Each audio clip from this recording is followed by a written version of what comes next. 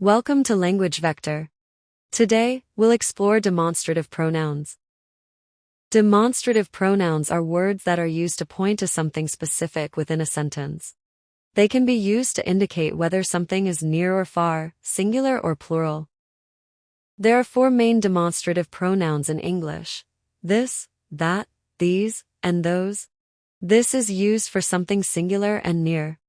That is used for something singular and far.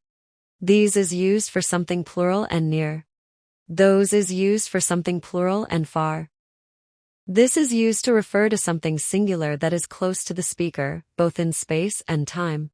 For example, this is my plant. I like this shirt.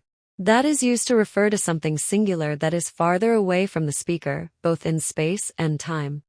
For example, that is my mum. I saw that movie last week. These is used to refer to more than one thing that is close to the speaker. For example, these are my clothes. Those is used to refer to more than one thing that is farther away from the speaker. For example, those are my friends. Let's practice. That is my grandma. This is my new plant. These are the plates.